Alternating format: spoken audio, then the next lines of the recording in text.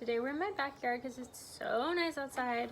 And today we're going to be talking about how to change your strings.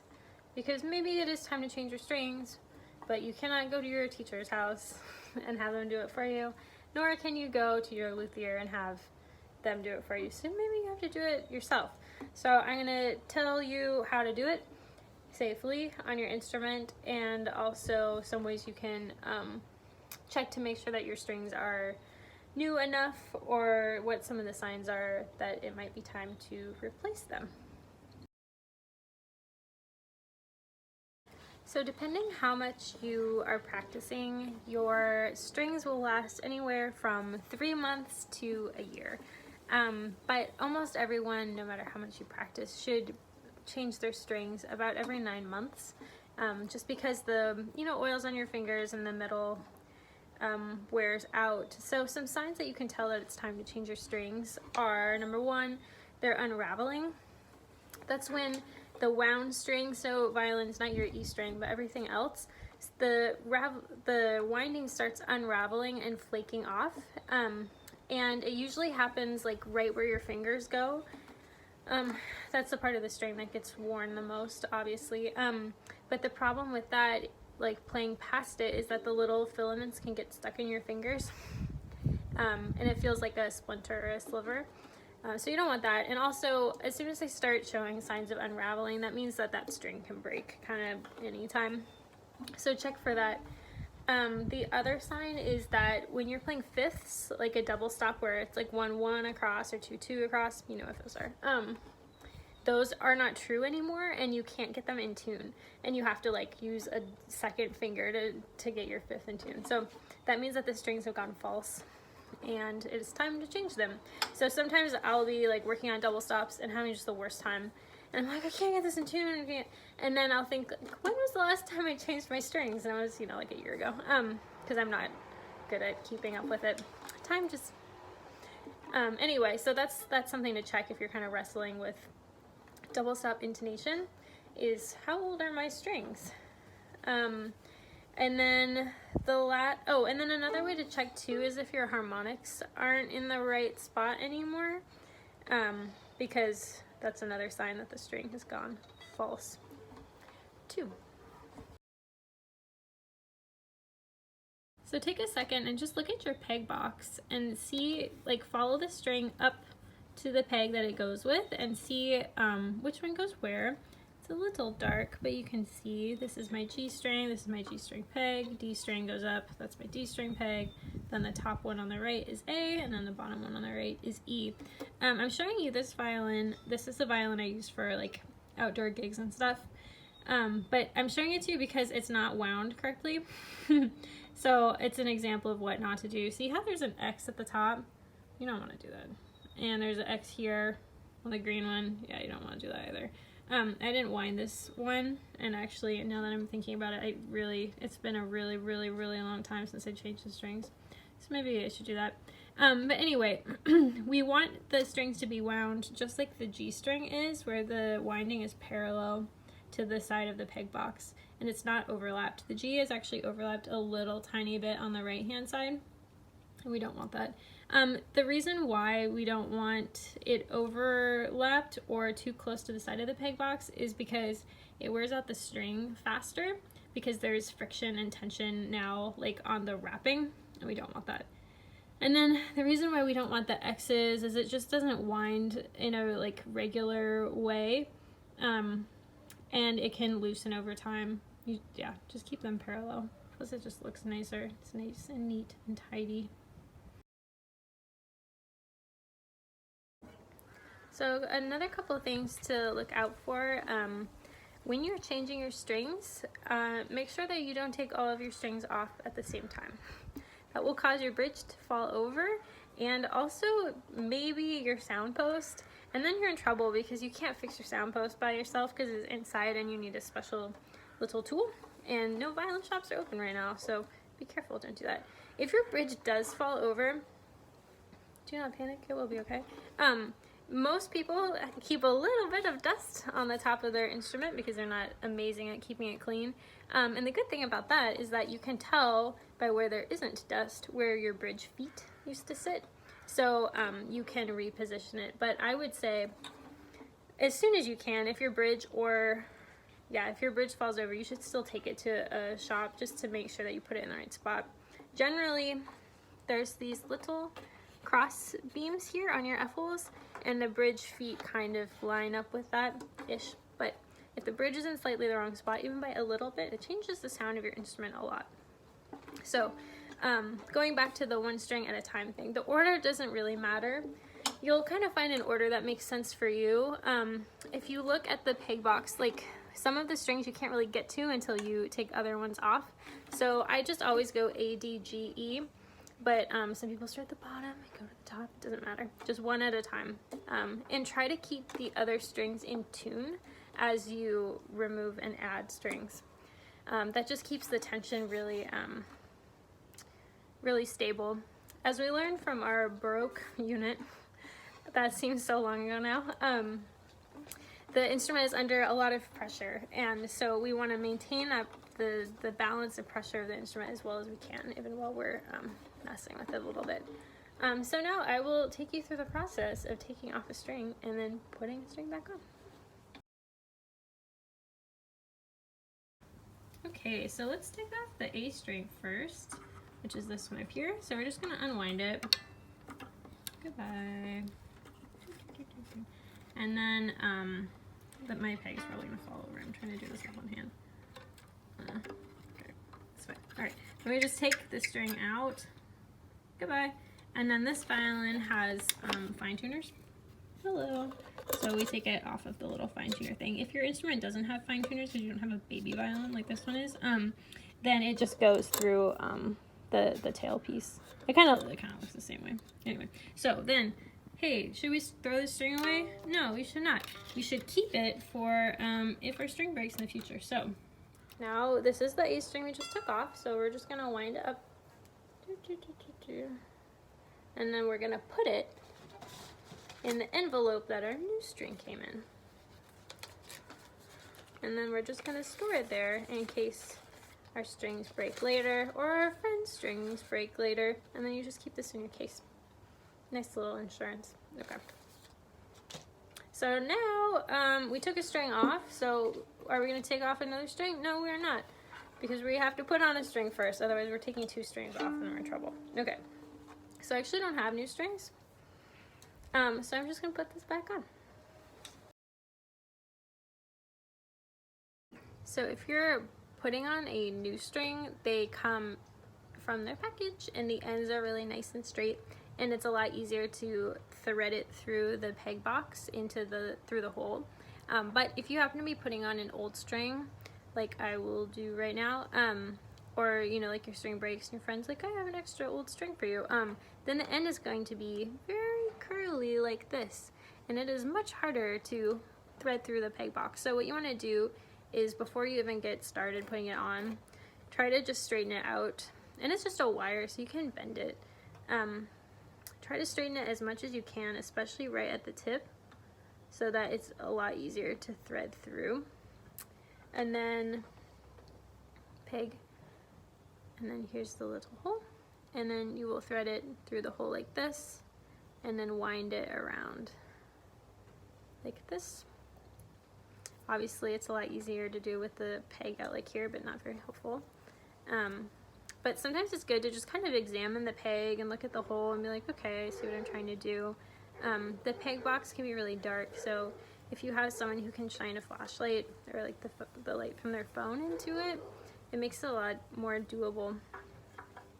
But you just have to keep trying. Sometimes you'll get it started and you'll turn it for a while and then it'll come out and then you just have to start again, but it's a process. And the more that you practice it when you're not under pressure, like you're trying to get back on stage with a string that broke, the better. So that's why it's kind of nice to do right now. Okay, now we're going to put our A string on, our new A string. So we start with putting the little, this is the ball end, and this goes in the tail piece where your fine tuners are. There we go.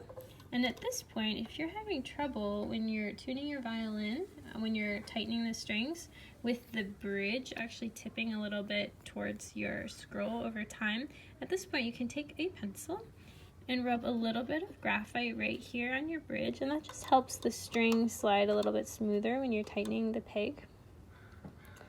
And then also you can go up here to this part of your fingerboard and do the same thing right here, just where the string meets the fingerboard.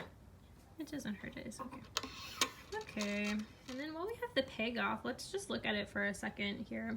So the peg is tapered slightly from the part that you turn to the tip, and it's just held in here with tension, and also it's fit really well, or it should be fit really well to the hole in your peg box.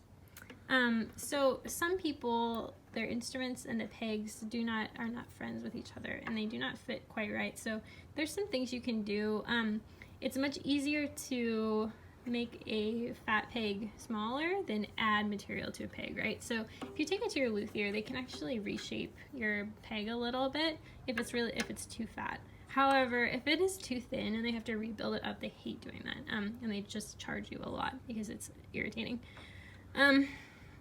So that's how that works. So see how there are, let's see if we can get the camera to focus, there's a little hole right there. Yep.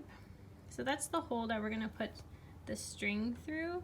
And then it's really important that the string always go over the peg.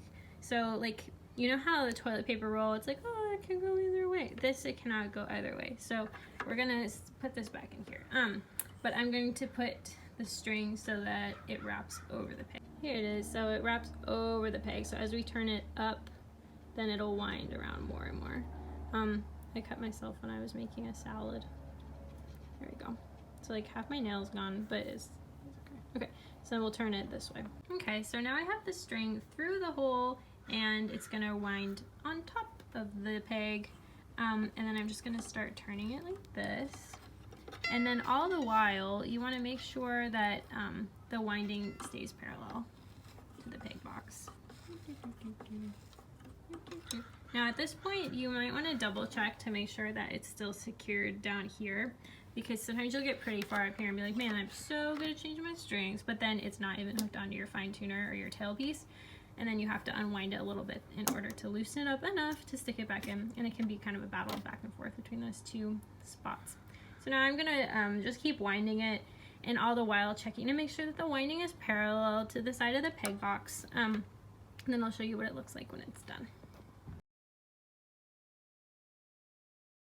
So ideally you want to adjust your bridge if it needs adjusting while the strings are relatively tight. Otherwise you'll adjust it, tighten the strings, you'll just keep pulling it over and over again. So I'll show you this like crazy maneuver, and I'm holding my phone with my left hand, so I'm just going to show it with my right hand. But this is my middle finger, and I'm bracing here at the end of the fingerboard, and then my third finger, my ring finger, bracing here at the tail piece. Yep, and then I'm pinching with my thumb and my first finger, and then you're gonna do this with both your hands, right? My left hand is occupied, but set up both your hands so it's like this, so that this is the pinch, this is what's gonna control, and then I'm pushing away from the bridge on the tailpiece like this. I'm pushing away from the bridge on the fingerboard like that, so I'm actually expanding this space a little bit, which is gonna free up my bridge a little bit for moving, which is pretty cool. So anyway, here, I always forget like how my fingers have to go, but it's like this, because this is a good control. And then you will just move it like this, very controlled and very small amounts. And every time you move it a little bit, then flip it over, check that angle again, and make sure it's straight. Most bridges end up leaning this way towards the fingerboard, which makes sense because you're tightening your strings. And it's just pulling a little bit. So check your bridge every time your instrument is really out of tune, and then you end up having to tune it, and then also check it as you're putting new strings on your instrument. So that's basically the whole process to changing your strings. It can be kind of frustrating, and like anything, it takes some practice. But my hints to you are, do it in a really well-lit place. If you have someone who can help you by just holding like a light in the peg box, great. I mean, and here's the thing too, like if your string breaks and you have to put a new one on, and it gets crossed a little bit and it's just not the most ideal thing in the world, that's okay. Like, sometimes you just need to put that string on. But I'm just trying to tell you how to do it in the way that is the best, most ideal way. Something to strive for. But don't panic if it doesn't look perfect. It's not a big deal. I mean, like I showed you, this violin had its strings all like X'd over each other, and like I've just left it like that for a while. So no big deal.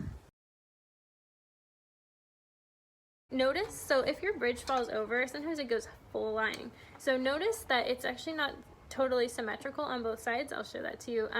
But one side is a little higher than the other, and it's a good idea to remember which side is the higher side, so that if you put it on, you're not flipping around, being like, which is the one?